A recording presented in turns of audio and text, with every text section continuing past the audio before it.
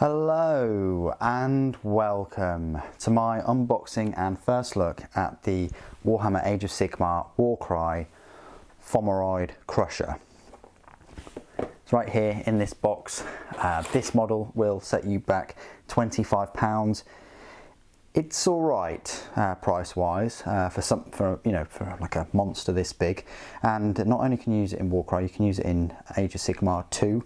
So that's 2 game systems at least. What we're going to do is unbox it and have a look at the sprue, have a look at the contents. So this is the front cover, and this is the rear.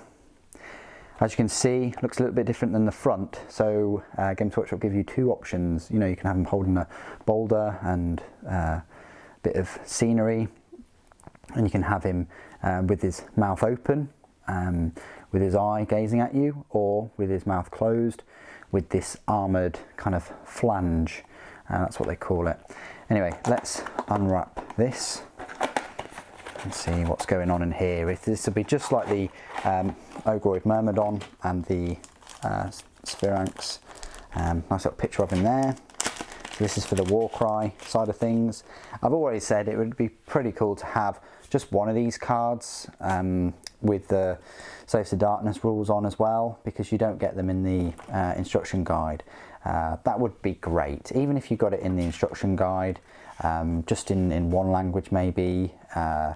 That would still be good. I know you can get the rules for this model for free on Games Workshop's website, which is fantastic, but it doesn't really say it anywhere on here, and I think it could have a little slip just to say, rules for Age of Sigmar are on the website or something like that. I know we all know that is the case because we're all in the hobby, but for anyone sort of new to the hobby and new to these models, it's not obvious at all. Anyway, so you get the card for Warcry with the abilities, and you get this little card here for Warcry, and then you get the other cards for different languages. Let's have a look at this instruction guide. It's smaller than the Sphinx, I'll tell you that. Sphinx was quite a few pages. Actually, I think I've got it right here. Yeah, look, Sphinx was 2, 4, 6, 7. This is just 4. This is just 3 pages. So half the number of pages for this one. Yeah, you've got the main body, which is a few parts. You've got the legs, the arms go on this base. You can pick the different. You can have him with this chain, with this piece of scenery, or just with the boulder, and the same with this piece of scenery, or just lugging this rock around. I haven't decided yet. I've decided on the head. I'm going for the flangeless Cyclops, because the flange, you can kind of guess that he's a Cyclops. You can kind of see that with that on, but without it, he looks very much God of War-esque, and I'm a big fan of God of War and the games, and if I can get creatures and monsters from God of War made by Games Workshop and Warhammer, then yeah, that's a win-win situation. So it comes with this big base. I think it might be a 50 or 60 mil base.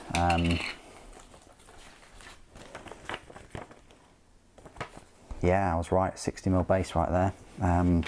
So quite a nice, decent sized base. I think that's the same as the Ogroid Myrmidon. These are the 2 sprues that it comes with. So 2 sprues, so £12.50 each, or let's just say £10 if you count the cards as a few pounds. So you've got the back of the Fomoroid Crusher. Lots of detail on here, both with his skin and the straps, and he's got a few skulls and it looks like a helmet there, another helmet over there. His hands look nicely articulated, that are holding on to the piece of rubble and scenery.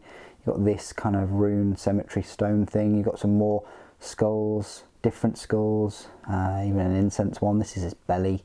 He's got his man boobs there, and then you've got his one of his arms with like a chaos symbol, which is a nice little touch. So that's one of the sprues, the body and the arms, and you've got a foot there as well.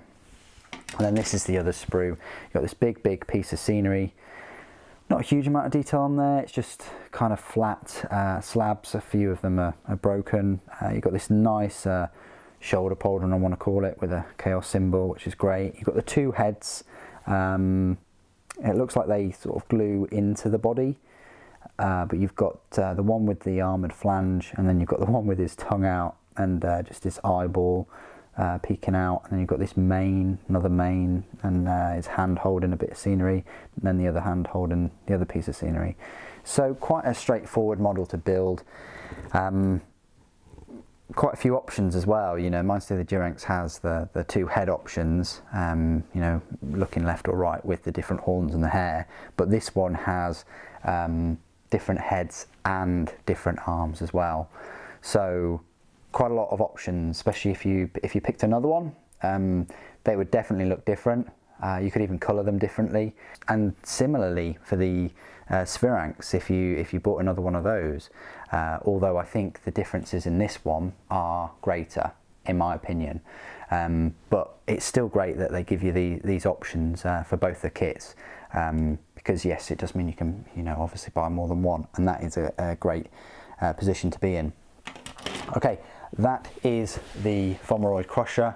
What do you guys think? Stay tuned to the channel as always for the full review, where I go through the abilities on the Warcry card and also the Age of Sigmar Slaves to Darkness War Scroll, which again, as I said before, you can find on Games Workshop's website, or why not just download the Age of Sigmar app, where you can look at lots and lots of other units, rules and war scrolls and things like that for free. Thank you ever so much for joining me today. Thank you for watching. Death to the False Emperor.